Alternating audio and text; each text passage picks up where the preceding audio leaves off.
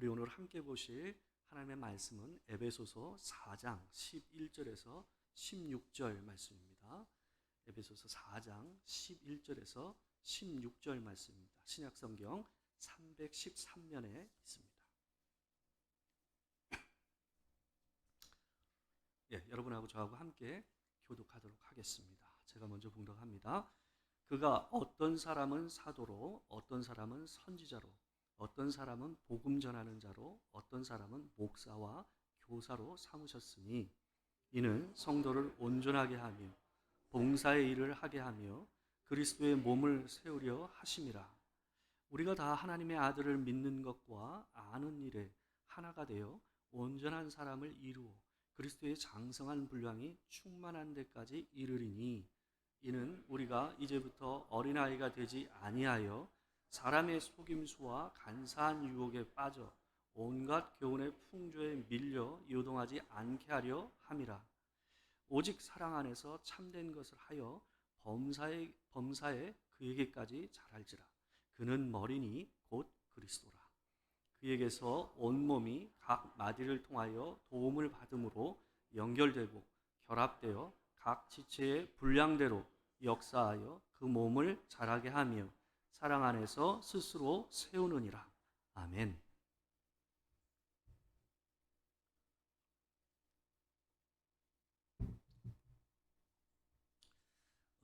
심리학 용어 중에서 성인 아이라는 말이 있습니다. 여러분 아마 들어보시지 않았을까 하는 생각이 드는데요.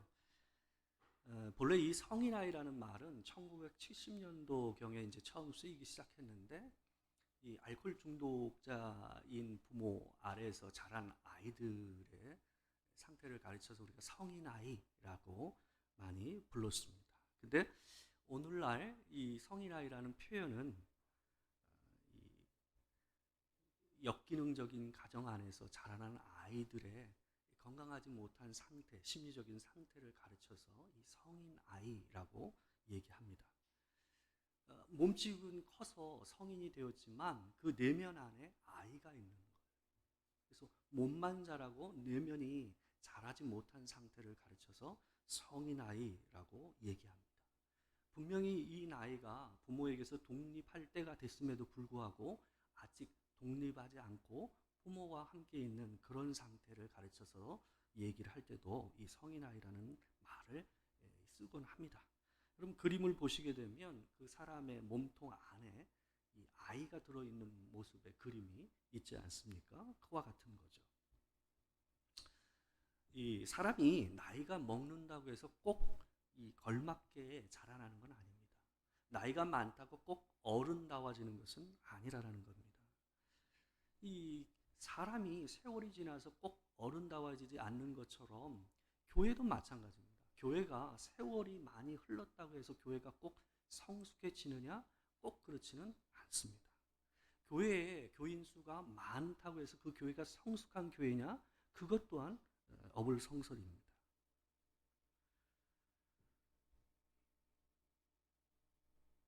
우리는 오늘 이 도토리 교회의 네 번째 정신에 해당되는 부분들을 우리가 생각해 볼 원합니다.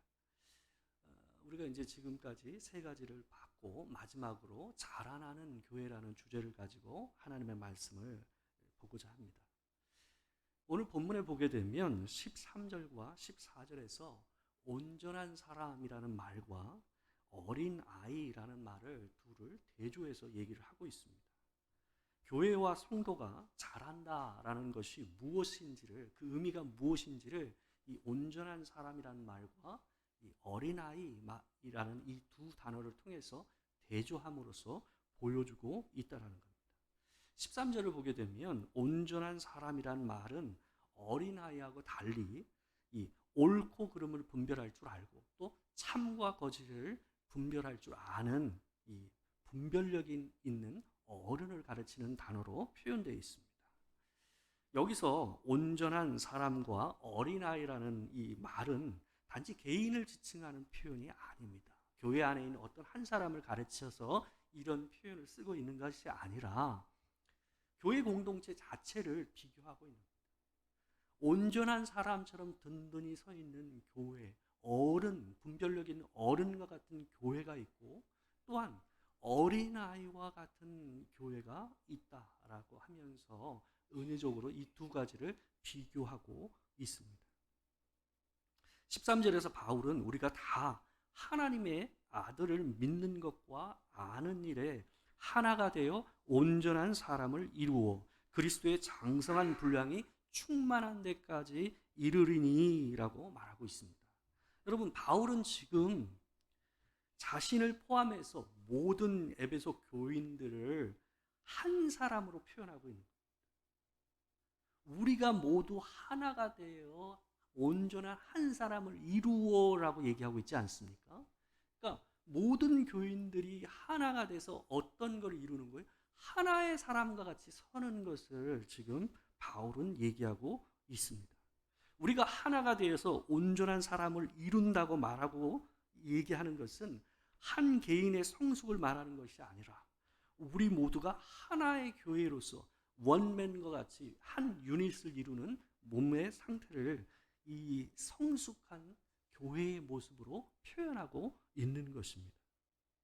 바울은 일부러 이 온전한 사람이란 말은 단수로 표현하고 있고요. 이 어린아이라는 말은 복수로 표현하고 있습니다. 여러분과 제가 봉독할 때 쓴 이 개역개정판에는 어린아이가 그냥 단수로 되어 있어요. 근데 원래 성경에는 이 원어 성경을 보게 되면 복수로 되어 있습니다. 그래서 어린아이들이라고 되어 있어요. 이건 의도적으로 그렇게 쓴 겁니다. 성숙한 교회는 어때요? 한 사람, 원맨과 같이 한 사람과 같은 모습으로 서 있는 듬직한 어른의 모습으로 표현하고 있는 거고요. 어린 아이들이라고 표현함으로써 뭐 하는 겁니까? 다양한 사람들이 뭐예요? 하나로 뭉쳐지지 못하고 흩어진 자들과 같이 교회가 서 있는 모습을 어린아이들이라고 표현하고 있는 거예요. 그래서 여기서 얘기하는 성숙한 교회는 다양한 사람들이 다양한 배경과 다양한 출신을 가지고 있고 형편을 가지고 있음에도 불구하고 모든 교인들이 하나의 사람과 같이 서 있는 모습, 그런 사람과 한 사람과 같은 교회, 또한 한 몸이라는 것이 모든 부분에서 우리 스스로에게 느껴지는 교회, 그게 뭐예요? 그게 성숙한 교회, 자라난 교회라고 얘기되고 있는 거예요. 그에 반해서 어린아이 같은 교회는 어린아이처럼 모두가 자기가 원하는 것을 각각 얘기하는 교회예요. 자신이 원하는 것을 얻기 위해서 어린아이들이 어떻게 합니까? 우리가 종종 보다 보면 길거리에서 아이가 막 들어눕는 것을 갖다 우리가 보통 보잖아요. 막 땡깡 부린다고 우리가 얘기하잖아요. 그러니까 엄마 아빠한테 자기가 원하는 것을 그것을 반드시 얻기 위해서 애들은 어떻습니까? 땅에서 구릅니다. 이게 어린아이와 같은 교회의 모습인 거예요. 자기들이 서로 주장하고 자기가 생각하는 것을 관철시키고 그것을 따라 교회로 움직여 나아가려고 하는 모습이 가득 차 있는 교회. 그게 뭐예요? 그게 어린아이들이 있는 교회들이에요. 여러분, 어린아이들이 자신의 요구사항을 말할 때 엄마 아빠의 입장을 고려해서 얘기합니까? 애들이 땡깡을 부리고 울면서 얘기를 할 때에 주변에 있는 사람들을 의식하고 나로 인해서 주변 사람들이 힘들겠구나 하는 걸 생각하고 하나요? 그렇지 않죠. 그게 어린아이의 특징입니다. 여러분, 분별력 있는 어른은 어떻습니까? 한마디 말을 하더라도 그 사람의 마음을 생각해서 합니다. 이 말을 듣는 사람의 마음에 어떤 일이 일어날까를 고려해서 하는 게 어른이에요. 그게 분별력 있는 사람입니다. 그래서 그 한마디에, 어른의 한마디에는 격려와 위로와 권면이 있습니다. 그게 분별력 있는 어른의 말입니다.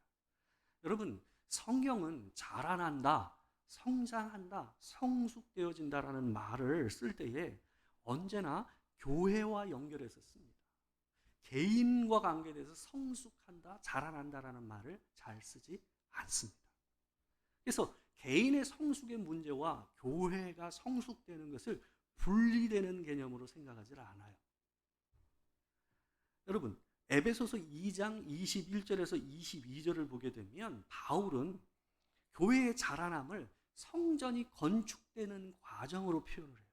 다 건축된 성전으로 표현하는 것이 아니라 성전을 하나하나 벽돌 하나하나를 올려서 함께 지어져 가는 모습으로서 교회의 자라남을 표현하고 있습니다.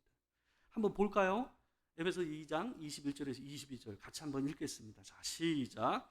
그의 안에서 건물마다 서로 연결하여 주 안에서 성전이 되어가고 너희도 성령 안에서 하나님이 거하실 처소가 되기 위하여 그리스도 예수 안에서 함께 지어져 가느니라.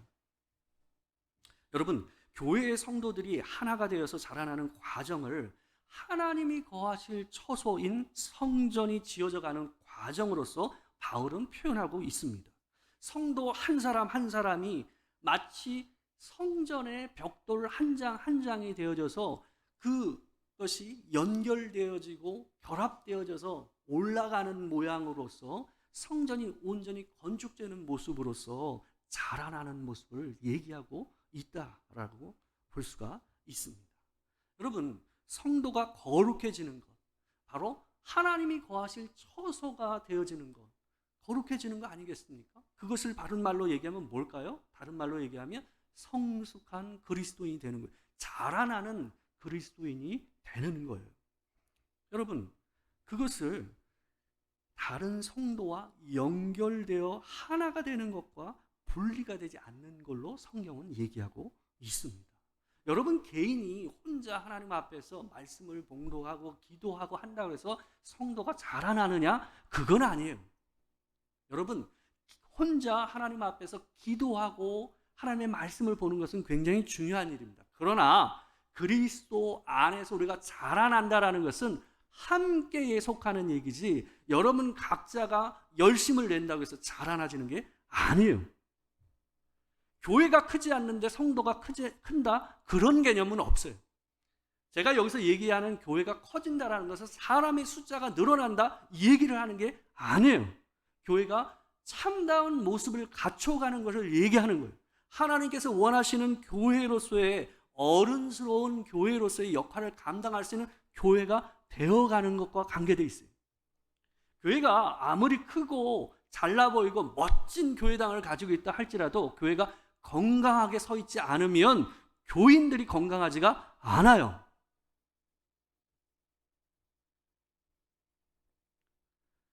여러분, 우리가 그리스도 안에서 성숙한 그리스도인이 되는 것은 이 도토리 교회가 성숙한 교회로 자라나야 되는 일이에요. 교회가 원맨과 같이 온전한 하나의 사람으로서 서서 하나 되는 모습을 구현하지 못하면 성도는 그 교회 안에서 절대로 성숙한 그리스도인으로 자라지 못한다는 걸 항상 기억하셔야 됩니다. 그게 하나님이 보시는 우리예요. 여러분과 저는 서로 볼 때 어때요? 저 사람, 이 사람 다른 사람으로 보여요. 박 권사님, 김 권사님 다 다른 걸로 보인단 말이에요. 장로님 다 다른 사람으로 보여요. 그러나 하나님은 우리를 뭘로 보신다는 거예요? 한 사람으로 보신다는 거예요. 한 사람. 더 크게 보면 여러분, 지금 이 교회와 이 위층에서 예배드리고 있는 성도교회가 다른 사람입니까? 저기 보이는 지구촌 교회와 새신교회가 다른 사람입니까? 여러분, 아닙니다. 하나님은 그 모든 교회를 하나의 사람으로 보십니다.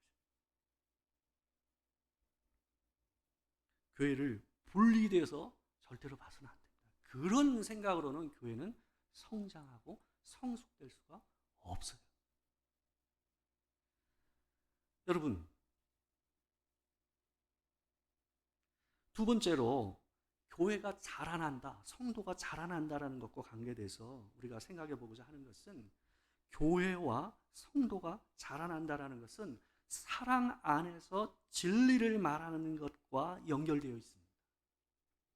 15절에 보게 되면 이런 표현이 있습니다. 오직 사랑 안에서 참된 것을 하여 범사에 그에게까지 자랄지라. 여러분, 여기에 쓰인 사랑 안에서 참된 것을 하라는 말에서 참된 것을 하라는 말은 진리를 말하라는 말입니다. 원래 참된 것은 진리를 얘기하는 거예요. 진리를 말하라, 하라가 아니라 원래는 원문에는 말하라라고 되어 있습니다. 여러분, 진리와 사랑은 잘 어울리는 말이 아닙니다. 여러분, 진리는 참과 거짓을 분리하는 거예요. 옳은 것과 그른 것을 분별하는 게 뭐예요? 그걸 나누는 게 진리예요. 근데 여러분, 사랑은 어떻습니까? 사랑은 용납하고 끌어안는 거예요. 더러워도 추해도 받아들이는 거예요. 그게 사랑이에요. 여러분, 이 두 가지가 어울리지 않는 것처럼 보이지만 이 둘, 바로 사랑 안에서 진리를 말하는 일이 교회 안에서 일어나야 하나님이 우리를 자라나게 하는 일이 일어난다라고 성경은 얘기하고 있습니다. 13절에서 우리가 다 하나님의 아들을 믿는 것과 아는 일에 하나가 되어 온전한 사람을 이룬다라고 얘기하고 있고요. 그리스도의 장성한 분량까지 이른다라고 앞절에서 얘기하고 있습니다. 여러분, 우리가 믿는 바가 무엇인지를 아는 것에 하나가 된다라는 말을 오늘 15절에서는 어떤 말로 표현하고 있는 거예요? 사랑 안에서 진리를 말하라는 말로 바꾸어서 표현하고 있는 거예요. 우리가 하나가 되어 하나님을 알고 그분을 믿는 것과 아는 일에 하나가 돼서 그것을 따라서 배워가고 큰 어른이 되어간다라는 것이 뭐라는 거예요? 오직 사랑 안에서 진리를 말하는 일을 하는 것과 연결되어 있다라고 얘기하는 거예요. 여러분, 옳은 말은 어떻습니까? 여러분, 옳은 말이 듣기 쉽습니까? 여러분, 옳은 말이 제일 무서워요. 옳은 말이 듣기 싫죠. 그러나 여러분, 누군가가 여러분에게 좋은 말, 듣기 좋은 말만 한다면 그 사람은 여러분을 사랑하는 사람이 아닙니다. 여러분, 그런데 사랑이 없으면 옳은 말은 쉬워요. 잘 생각해 보세요. 사랑이 없잖아요. 내가 그 사람, 상대방에게 얘기하고 있을 때에 그 사람을 향해서 내가 사랑하는 마음이 없으면요, 옳은 말이 쉬워요. 툭툭 던질 수 있어요. 그게 그 사람에게 어떤 데미지가 가든 툭툭 던질 수가 있어요. 여러분, 근데 내가 그 사람을 향해서 사랑하는 마음이 있으면 옳은 말을 하는 것이 굉장히 어렵습니다. 여러분, 자녀들한테 하고 싶은 말이 많으시죠? 근데 여러분, 자녀들한테 그 하고 싶은 옳은 말을 할 때에 그 말이 쉽든가요? 생각하고 또 생각해서 얘기하시죠. 말하고 싶은 게 여기까지 차 있는데 못 얘기하시는 것이 많죠. 왜 그래요? 여러분이 자녀들을 사랑하기 때문에 그런 거예요. 지당하고 옳다 할지라도 내 안에 그들을 향한 사랑이 있으면 그 한마디 하는 게 그렇게 어려워요. 여러분, 사랑 안에서 참된 말을 하는 것은 옳은 것도 분별할 줄 알아야 하고, 또한 더불어서 상대방에게 미칠 영향과 반응도 생각해야 할 수 있는 말이에요. 그냥 싫어서 툭툭 던지는 말은 쉽죠. 여러분, 내가 그 사람을 내 형제로, 내 자매로 생각한다고 하면 어때요? 쉽지가 않습니다. 우리가 그 사람을 진짜 사랑하지 않으면 좋은 미소와 아니면 듣든지 말든지 그냥 쏘아붙이는 말로 끝낼 수 있어요. 그게 뭐예요? 그게 우리 안에 사랑이 없다는 증거예요.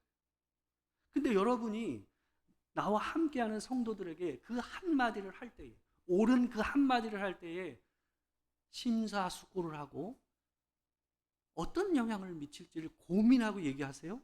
그럼 우리 안에 사랑이 있는 거예요. 그럼에도 불구하고 그 한마디를 하세요? 그러면 우리가 사랑 안에서 진리를 말하고 있는 거예요. 여러분, 도대체 그러면 이런 사랑 안에서 진리를 말하는 일을 우리는 어디서 합니까? 여러분, 예배 가운데서는 우리가 하나님 앞에 나아가기 때문에 성도들 안에서의 나눔이 일어나지 않아요. 예배를 통해서 우리는 은혜를 누리고 하나님의 임재를 경험하고 영혼의 회복을 경험할 수는 있어요. 그러나 성도들 안에서의 교제와 나눔이 서로를 향해서 사랑 안에서 진리를 말하는 일이 일어나지는 않아요. 그럼 어디서 일어납니까? 바로 하우스 모임에서 일어나요. 소그룹 모임. 성도들 안에서 하나의 소그룹으로서 모여서 함께 하나님의 말씀을 나누고 삶을 나누는 그 시간을 통해서 뭘 하는 거예요? 우리가 사랑 안에서 진리를 얘기하는 기회를 얻는 거예요.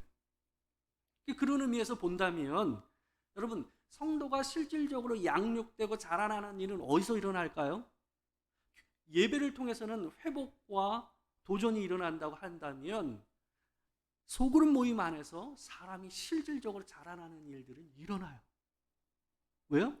내 속 안에 있는 것이 쏟아내지면서 또 새로운 걸로 채워지는 일이 어디서 일어나기 때문에 하우스 모임에서 일어나기 때문에 그래요. 안에 있는 것이 고백되지 않으면 여러분, 성숙은 자라나는 일이 일어나지 않아요. 안에 있는 것이 고백되고 또 새로운 하나님의 말씀이 내 안으로 들어가는 일이 일어날 때에 사람은 변화되고 성장하고 성숙하게 되는 거예요.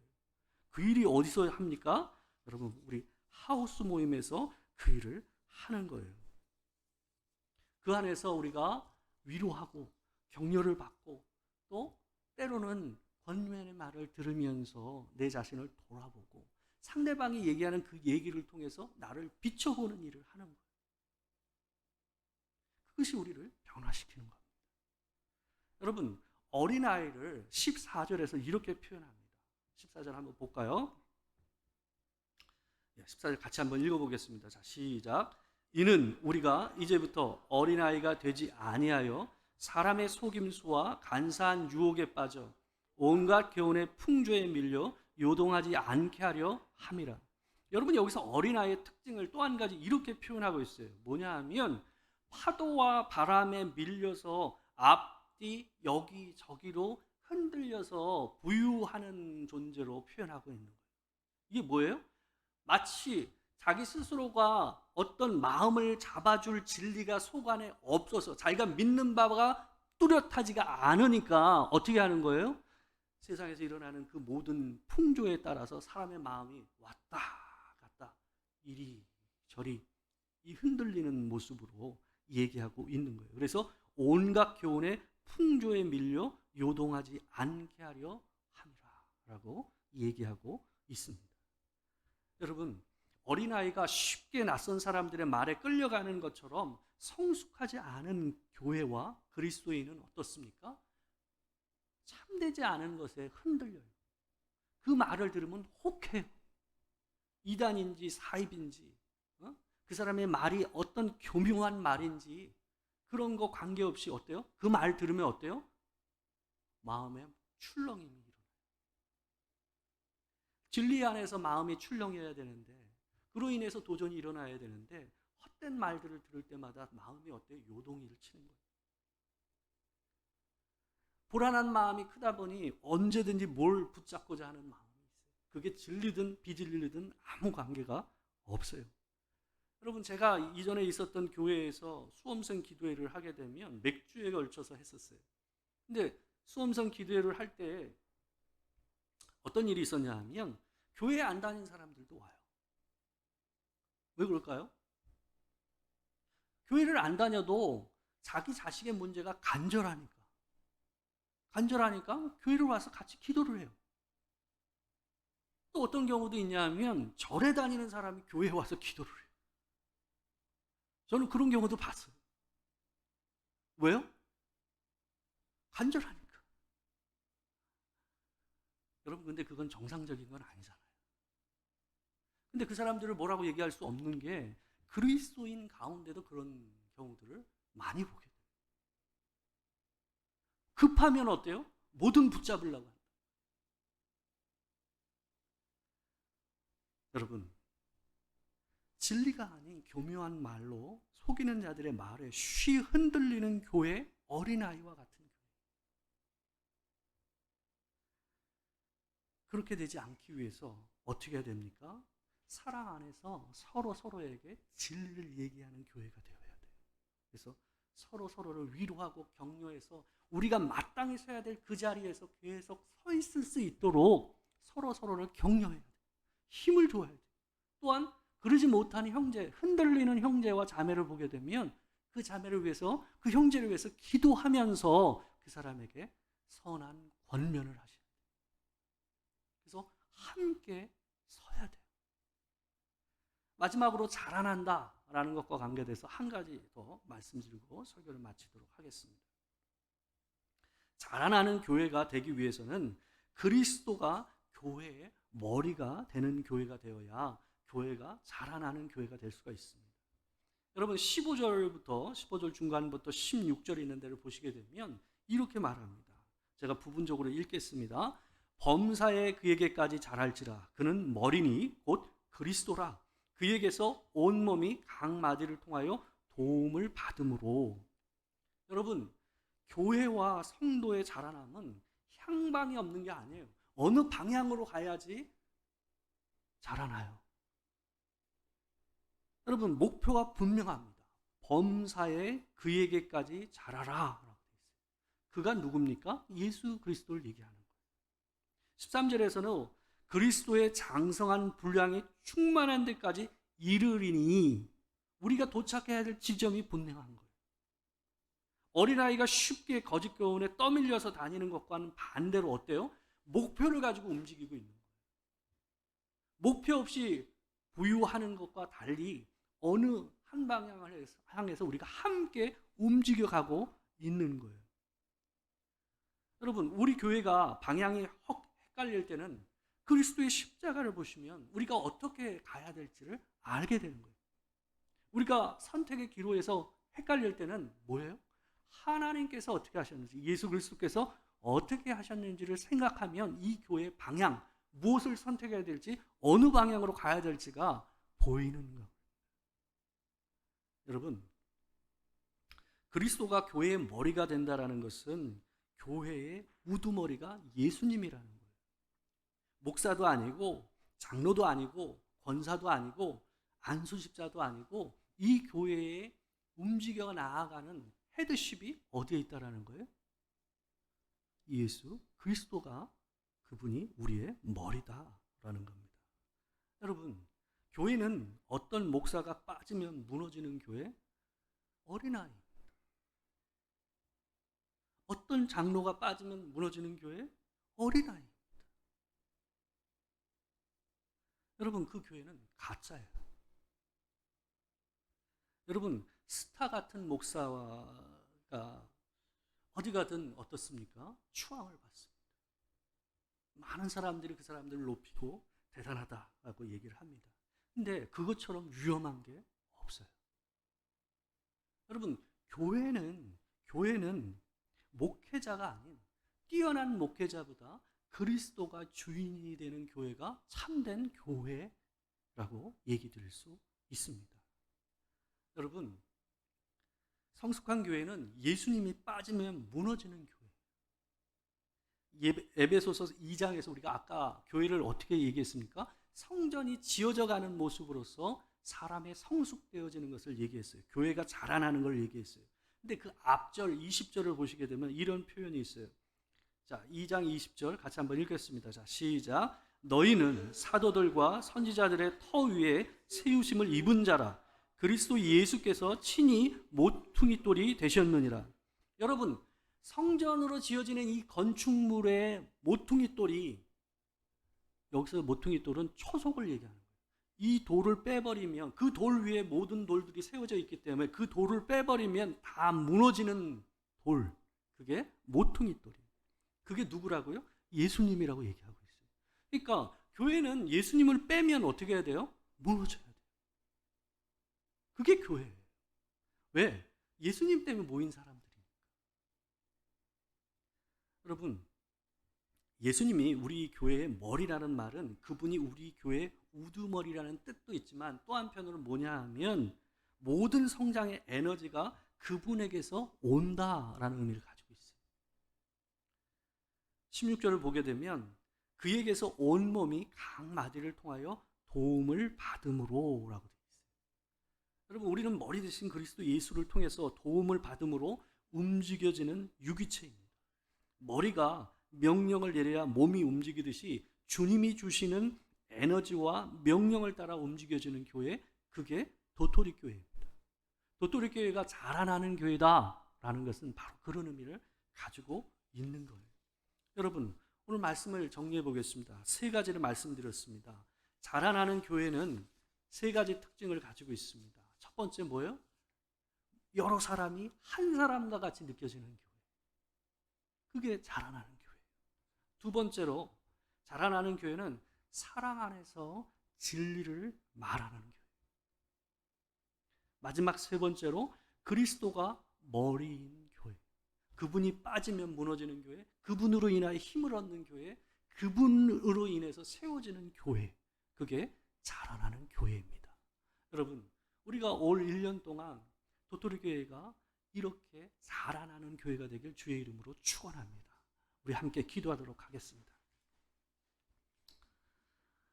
함께 하나님 앞에 기도하겠습니다. 하나님, 우리가 하나가 되어 한 사람인과 같이 한 방향으로 걸어가게 하시고, 하나님께서 주시는 그 힘과 은혜를 따라 오직 예수 그리스도에게까지, 그 장성한 분량까지 커가는 우리가 되게 주님 도와 주시옵소서.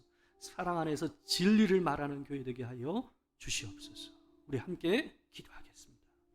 사랑하는 주님, 아버지, 우리가 이 시간 하나님 앞에 자라나는 교회에 대해서 생각해 보았습니다. 하나님, 우리가 한 사람과 같이 서게 되게 주시옵소서. 우리 모두가 하나가 돼서 형제의 아픔과 자매의 아픔을 돌아보며, 또 그들이 엇나가면 그들을 위하여 기도하고, 그들을 마음 쓰고 그들을 위해 엎드리는 우리가 될 수 있도록 하나님 도와 주시옵소서. 아버지, 우리가 작지만 그러나 성숙한 교회가 되길 원합니다. 우리가 연약하지만 강한 교회가 되길 원합니다. 주님 앞에서 온전히 세움받게 하여 주시옵소서. 우리 한 사람 한 사람이 따로가 아니라 우리 모두가 하나가 되어 하나님 앞에 성숙한 주의 백성으로 서게 하여 주시옵소서. 사랑하는 주님, 다 사는 바가 다르고 자라온 바가 다르고 살아온 바가 다르지만 하나님, 우리가 예수의 이름으로 부름받은 것은 동일한 줄 믿습니다. 그리스도 안에서 한 사람이 되어서 오직 하루하루 자라나는 우리가 될 수 있도록 주님 도와 주시옵소서. 하나님, 단지 도토리 교회뿐만 아니라 이 교회가 이 주변에 있는 모든 교회를 성숙하게 돕는 교회 되게 하여 주시옵소서. 항상 덕이 있는 귀한 교회로, 또한 그리스도가 초석이 되는 교회가 되도록 주님 도와 주시옵소서. 지금은 우리 주 예수 그리스도의 은혜와 아버지 하나님의 크신 사랑과 성령의 교통하심이 진실로 하나님 앞에서 한 몸이 되어 주님 앞에 성장하고 자라나길 소망하는 도토리교회의 모든 성도들 가운데 지금으로부터 영원토록 함께 계실지어다. 아멘.